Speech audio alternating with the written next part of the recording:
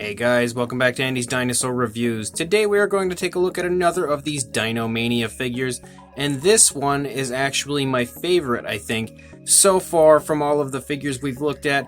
This is the Eudimorphodon, and it is actually incredible in person. A very large pterosaur figure. If you've watched any of my Collect Day Supreme Deluxe reviews, you'll know that I'm a huge fan of very large pterosaur figures. I really feel like there's just something really special about a large pterosaur figure, and that is exactly what we have here with this Eudimorphodon, and honestly, it is overall really beautiful looking. And to show you that, we're going to go ahead get a closer look at it right now. So starting up here at the head sculpt, you can see the head sculpt is definitely very nicely detailed. You've got some really beautiful detailing all throughout the beak of the pterosaur, as well as the lower jaw. Really beautiful yellowish coloration that primarily is the coloration of the beak, but then it transitions to this reddish coloration, which becomes the majority of the head and neck area. You've also got a really nicely sculpted out nostril right there. And then one area that I specifically love, which you can see me now currently bringing in, is the eyes, because again we have the glass eye effect going on with this one, similar to what we've had with pretty much every figure so far. But you can see that the eye of the pterosaur actually has some really cool detail within, and it helps to again give it such a super realistic look. I really like that. Absolutely beautiful looking eye, and even the detail around the eye, the entire eye socket area, is really nicely done.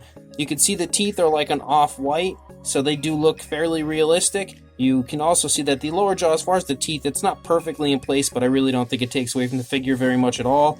The inside of the mouth is a very dark purple. You can see the tongue is sculpted out in there. Again, it's kind of hard to get into the mouth here, but you can also see some pretty nice detailing there on the upper jaw on the inside of the mouth. Once you get into the throat, you have kind of like a sack of skin here hanging off of the throat, some hanging skin. It looks really cool as well. Beautiful detailing included all throughout that area, and you can also see up here on the head and neck, it starts to get a really beautiful pycnofiber type of an appearance that does pick up, and again that reddish coloration continues until we get to around halfway through the neck, and you can now see it has like a very dark red, and the tones of color throughout look really cool, and I think the transition between all of these colors looks very nice, very natural as well. Actually, moving back here into the body, you can now see the shoulder blades protruding from the skin, as well as the actual spinal column of the pterosaur, which looks extremely nice. The pycnofibers continue, and then we have this little area right in the center, just a little bit of flashiness to the pterosaur with a yellowish kind of a streak that runs down the center. You can also see again the pycnofibers look great. If we look over here on the sides, you can catch a glimpse of the rib cage right there, and then we run down the legs, and then the legs look great. Look at how beautiful the musculature and just the overall detailing of the legs looks. It really does look very nice, and the legs transition to a yellowish color down here on the feet, and the feet also look really beautiful. And just like all of the figures so far, they've included a really nice dark wash that brings the detail out in wonderful fashion. And then as we get down here into the tail, you can see the tail has a really beautiful appearance, and just like the feet, it transitions to that yellow, and then the tip of the tail here is a reddish coloration, and that also has some really nice detail within. Looks the same on both sides. As far as the actual wings go, you can see really nice detailing, beautiful skin texture throughout the actual skin flaps of the wing, along with the really nice sculpt work up here of the arm and hand. You can see the hand, just like the feet, transition to a yellowish coloration. You've got some really nice musculature here in the arms that run throughout the wing, and the detailing of the wing just looks great, and it has a beautiful appearance as far as the coloration, because it starts with a very dark red, like almost a maroon type dark red, and then transitions to a light red, almost an orangey type red, and then down to a yellow. So it's kind of like the theme of the pterosaur, because you see a similar appearance to that up on the head, where it starts out as a yellow, then a lighter red, and then a dark red, and you have the same thing going on here in the wings, and it looks exactly the same over here on this side, like you would expect it to.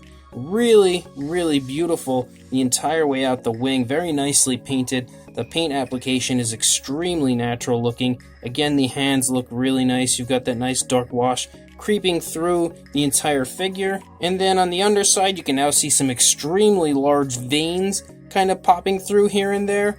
And I think the veins are a little bit too large, but they do still look really quite cool in comparison to the rest of the body. And just like a lot of these figures, they have kind of like an awesome bro type of a look.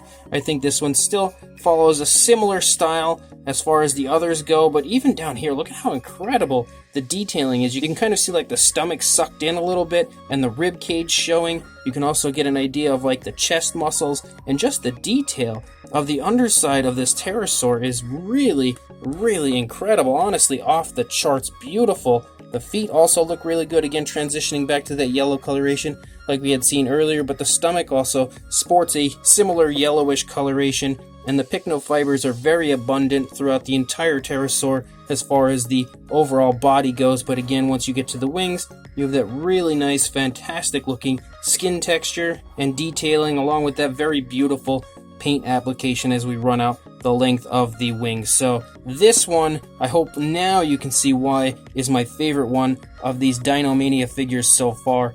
It is incredible looking. As far as a size goes for the wing, I think it's going to be kind of hard to measure this just because the wings are somewhat flexible and they are bending and everything. But for a wingspan, if we stretch the wings out, you're going to see it at about 24 inches or 2 feet pretty much, you could say, or 61 centimeters. So a very, very long wingspan. And then if we put it down and then try to get a measurement for a length on our pterosaur, so from the beak to the tail, if I don't lose this again, if we stretch the tail out, you can see it is about 20 inches or 51 centimeters in length. For a size comparison, there is Mr. Papo T-Rex, the Attack Pack Colovosaurus, and Robert Muldoon kind of chilling here with our gigantic Eudimorphodon, and now you can really tell that this figure is massive. And again, it has that very soft kind of squishy feel, similar to a lot of the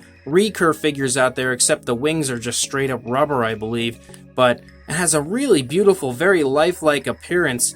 And for its size, again, it is extremely striking overall. And hopefully next to these figures here, you'll have a good idea of that. So this Dinomania Eudimorphodon is incredible. First of all, the fact that it's a Eudimorphodon is really cool, because I don't think we have any figures out there currently of that species, but this one specifically is so incredibly well done as far as the overall realism of the pterosaur. It is honestly mind-boggling just how beautiful this is in person. I think that the paint application looks really, really nice. The colors they've chosen are all somewhat realistic coloration, something I could potentially see on a pterosaur, and they're all applied really, really nicely, very naturally, clearly airbrushed on, and I think that is part of the reason why it looks so good. But of course they include that dark wash.